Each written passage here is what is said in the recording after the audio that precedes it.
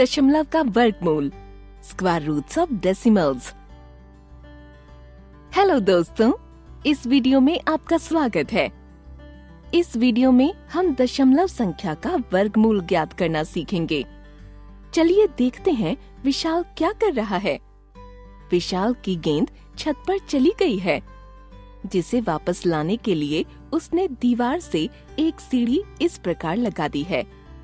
छत की ऊंचाई 5.5 मीटर है और सीढ़ी की लंबाई 7.3 मीटर है। क्या आप बता सकते हैं कि विशाल ने सीढ़ी को दीवार से कितनी दूरी पर लगाया है? यदि हम आकृति को ध्यान से देखें तो पाएंगे कि यहाँ एक समकोण त्रिभुज बन रहा है। चलिए इसे त्रिभुज ABC नाम देते हैं। यहाँ AB छत की ऊंचाई है, कोण B एक समकोण है और AC सीढ़ी की लंबाई है। हमें यहाँ BC की लंबाई ज्ञात करनी है, जो कि इस त्रिभुज का आधार है। मान लीजिए इसका मान x है। हम x का मान कैसे ज्ञात करेंगे? पाइथागोरस प्रमेय के अनुसार कर्ण का वर्ग आधार और लंब के वर्गों के योग के बराबर होता है। समकोण त्रिभुज ABC के लिए हम लिख सकते हैं, इसे हम ऐसे भी लिख सकते हैं। सभी का मान रखने पर हमें मिलेगा x घात 2 बराबर 23.04। लेकिन हमें x का मान ज्ञात करना है। इसके लिए हमें संख्या 23.04 का वर्गमूल ज्ञात करना होगा। हम यह भागफल विधि से करेंगे। यह भाज्य है, यहाँ हम भाजक को लिखेंगे और यहाँ भागफल को लिखा जाएगा। इस विधि द्वारा प्राप्त भागफल ही इस संख्या का वर्गमूल होगा। सबसे पहले हम संख्या 23.04 पर बार लगाएंगे। यहाँ पर दो भाग हैं। एक भाग में पूर्ण संख्या है और दूसरे में दशमलव संख्या है। इन दोनों भागों में हम बार अलग अलग तरीके से लगाते हैं। पूर्ण संख्या में हम इकाई स्थान से शुरुआत करते हुए बाईं तरफ अंकों का युग्म बनाकर उन पर बार लगाते हैं। यहाँ 23 पर एक ही बार लगेगा।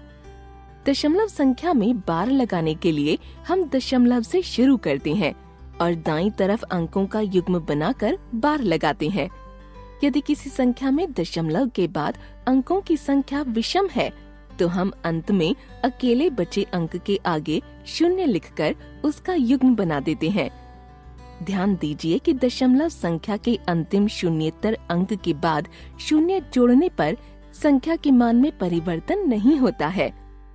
यहाँ बार लगाने के बाद अगले चरण में वह सबसे बड़ी प्राकृत संख्या ज्ञात करेंगे, जिसका वर्ग सबसे बाएं वाले बार के नीचे वाली संख्या के बराबर या उससे छोटा हो, यानी ऐसी संख्या जिसका वर्ग 23 के बराबर या उससे छोटा हो। 4 का वर्ग 16 होता है, जो 23 से छोटा होता है, और 5 का वर्ग 25 होता है, जो 23 से बड़ा होता है। इसलिए हम संख्या 4 को चुनेंगे। प्राप्त संख्या 4 हमारा भाजक डिवाइजर है और साथ ही इस संख्या के वर्गमूल का पहला अंक भी, जिसे हम भागफल में लिखेंगे। सबसे बाएं वाले बार के नीचे वाली संख्या 23 को भाज्य मानते हुए और 16 को उसके नीचे लिखते हुए शेषफल रिमाइंडर ज्ञात करेंगे। यहाँ प्राप्त शेषफल 7 है। हमारी मूल संख्या में सारी पूर्ण संख्याएं समाप्त हो गई हैं और दशमलव संख्याएं बची हुई हैं। अतः हम भागफल में दशमलव लगा देंगे।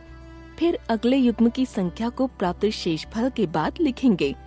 वो संख्या यहाँ पर 04 है और इस तरह हमारी अगली भाज्य संख्या 704 है। अब नए भाजक के लिए पहले भाजक में इकाई वाली संख्या को 2 से गुणा करेंगे। प्राप्त संख्या के दाईं ओर एक रिक्त स्थान छोड़ते हुए यहाँ लिखेंगे।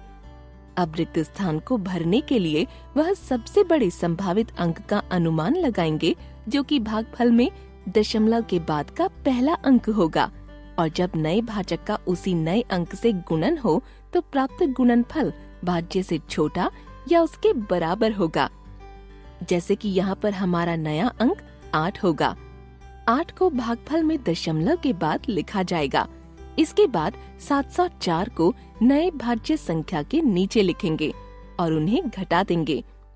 यहाँ शेषफल 0 प्राप्त हो रहा है और मूल संख्या में कोई भी अंक शेष नहीं बचा, इसलिए संख्या 23.04 का वर्गमूल 4.8 होगा।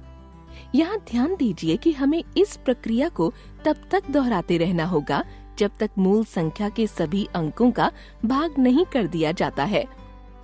अगर अंत में शेषफल 0 आ जाता है तो भागफल इस दी गई संख्या के वर्गमूल के बराबर होगा।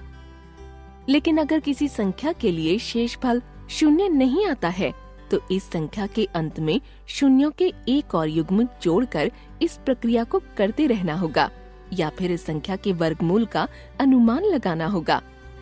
इससे हमें x का मान 4.8 प्राप्त हुआ। इसका मतलब है कि विशाल ने छत पर चढ़ने के लिए सीढ़ी को दीवार से 4.8 मीटर की दूरी पर लगाया है।